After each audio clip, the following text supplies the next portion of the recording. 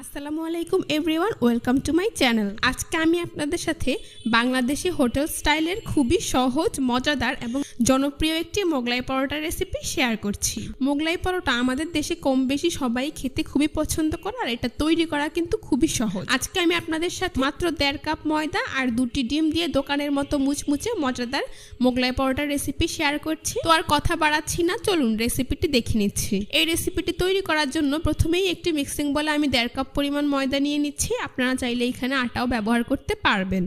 দিয়ে দিচ্ছি স্বাদ মতো লবণ, আর এখানে আমি দিয়ে দিচ্ছি 1 চা চামচ পরিমাণ চিনি। আপনারা এখানে অবশ্যই চিনিটা ব্যবহার করবেন। এবার এই শুকনো উপকরণগুলো একসাথে খুব ভালো করে মিশিয়ে নিচ্ছি। মেশানো হয়ে গেলে এরপর আমি এর মধ্যে দিয়ে দিচ্ছি 2 টেবিল চামচ পরিমাণ রান্নার রেগুলার তেল। এইবার তেল ময়দার সাথে খুব ভালো করে কিছুটা সময় নিয়ে মিশিয়ে নিতে হবে। এইখানে ময়ানটা যত ভালো হবে নাস্তাটা তত বেশি পারফেক্ট হবে।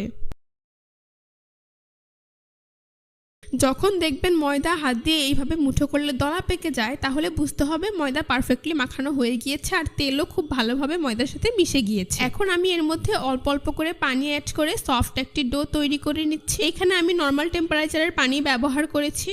পানিটা কিন্তু আমি একেবারে দিয়ে দিচ্ছি না, অল্প অল্প করে অ্যাড করে নিচ্ছি। তো দেখতেই পাচ্ছেন আমার কিন্তু ডোটা তৈরি হয়ে গিয়েছে। আমি এখন এটাকে আরও কিছুক্ষণ মথে নিচ্ছি। তারপর এর উপর সামান্য পরিমাণ তেল মেখে নিয়ে এটাকে আমি একটি ঢাকনা দিয়ে ঢেকে রেস্টে রেখে দেবো প্রায় 15 থেকে 20 মিনিটের জন্য। তো চলুন মোগলাই পরোটার ভেতরের পুরটা তৈরি করে নিচ্ছি। সেই জন্য এখানে আমি অন্য একটি মিক্সিং বলে প্রায় 1/2 কাপের মতো পেঁয়াজ কুচি নিয়েছি। পেঁয়াজগুলোকে আমি কিছুটা পাতলা করেই কুচি করেছি।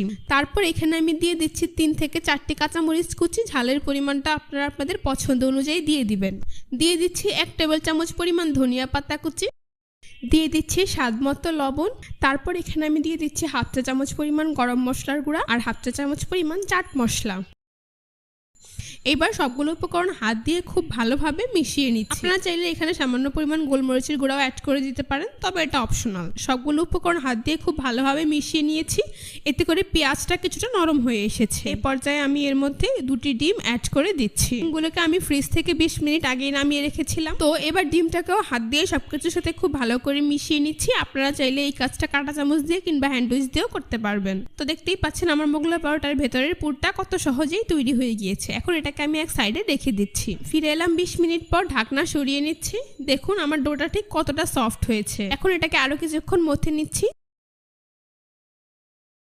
তারপর এটাকে একটি বোর্ডের ওপর নিয়ে নিচ্ছি। এইবার একটি ছুরি দিয়ে এই ডোটাকে সমান 3 ভাগে ভাগ করে নিয়েছি। আমি এখানে মিডিয়াম সাইজের 3টি মোগলাই পরোটা তৈরি করে নেব। আপনারা চাইলে এটাকে 2 ভাগে ভাগ করে বড় সাইজের 2টি মোগলাই পরোটা তৈরি করতে পারবেন। এইবার প্রত্যেকটি ডোকে আমি এইভাবে গোল করে নিচ্ছি। এখান থেকে একটি লেচি রেখে বাকি দুটোকে আমি মিক্সিং বলে নিয়ে ঢেকে রাখি। এবার এর উপর পরিমাণ মতো ময়দা ছিটিয়ে আমি মিডিয়াম পুরুত্বের একটি রুটি তৈরি করে নিই। খুব বেশি পাতলা কিংবা খুব বেশি ভারী করে ফেলা যাবে না। এটি দেখুন আমার কিন্তু রুটি তৈরি করা হয়ে গিয়েছে, আর এর পুরুত্ব ঠিক এমন হয়ে ভেতরে হাত দিলে হাত কিছুটা দেখা যাবে এরকম পুরুত্বের একটি রুটি তৈরি করে নিতে হবে। এবার আমি এই রুটির মাঝে তৈরি করে রাখা ডিমের পুরটাকে দিয়ে দিচ্ছি। তারপর হাত দিয়ে এভাবে কিছুটা চারকোণাকার বক্সের মতো শেপ দিয়ে নিচ্ছি। আশা করি আপনারা দেখেই বুঝতে পারছেন।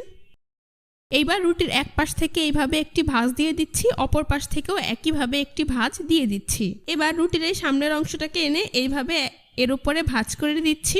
রুটির প্রত্যেকটা অংশ ভাঁজ দেওয়ার আগে এর সাইডে অবশ্যই এভাবে ডিমের পানি কিছুটা লাগিয়ে নেবেন, সেক্ষেত্রে ভাজার সময় আর খুলে যাবে না। তো নিচের এই অংশটাকেও আমি একইভাবে এর উপর লাগিয়ে নিচ্ছি। তারপর হালকা চেপে সিল করে দিচ্ছি খুব ভালোভাবে। তো দেখতেই পাচ্ছেন কত সহজেই কিন্তু আমার একটি মোগলাই পরোটা তৈরি করা হয়ে গিয়েছে।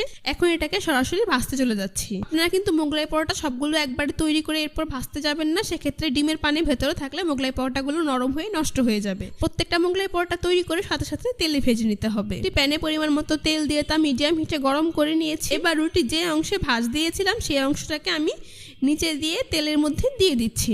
আশা করি দেখেই বুঝতে পারছেন। এই মোগলাই পরোটা কিন্তু চুলার আঁচ হাইতে রেখে ভাজা যাবে না। চুলার আঁচ মিডিয়াম টু লোতে রেখে কিছুক্ষণ পর পর উল্টে পাল্টে গোল্ডেন ব্রাউন কালার এবং মুচমুচে করে ভেজে নিতে হবে। খুব বেশি আঁচে ভাজলে নাস্তাটার বাইরের পাশ পুড়ে যাবে, কিন্তু ভেতরে ডিমের পুরটা ভালোভাবে হবে না। তো দেখতেই পাচ্ছেন আমার নাস্তাটা কিন্তু অনেকটাই হয়ে এসেছে। খুব সুন্দর কালারও চলে এসেছে। এখন এটাকে তেল থেকে তুলে খুব ভালো করে তেল ঝরিয়ে একটি নাস্তার প্লেটে নিয়ে নিচ্ছি। একইভাবে আমি সবগুলো নাস্তা ভেজে তুলে নিচ্ছি, তারপর পরিবেশন করে আপনাদের দেখিয়ে দিচ্ছি। দেখুন মোগলাই পরোটাগুলো দেখতে মাশাআল্লাহ কতটা সুন্দর এবং কতটা লোভনীয় হয়েছে। এটা খেতেও কিন্তু হয়েছে অনেক বেশি মজাদার আর মুচমুচে, একদমই দোকানের মতো পারফেক্ট একটি মোগলাই পরোটা এখানে তৈরি হয়েছে। আমি একদমই অল্প উপকরণে খুব সহজভাবে আপনাদেরকে মোগলাই পরোটা তৈরি করে দেখিয়েছি। আশা করি যে কেউ দেখলে এটা বাসায় তৈরি করে নিতে পারবেন, আর একবার খেলেই বুঝতে পারবেন এত কম উপকরণ দিয়ে এত মজাদার একটি নাস্তা তৈরি করা যায়। আজ এ পর্যন্তই। আমার চ্যানেলটি সাবস্ক্রাইব করে পাশে থাকা বেল বাটনটি অন করে দিবেন। সবাই অনেক বেশি ভালো থাকবেন, সুস্থ থাকবেন। আল্লাহ হাফেজ।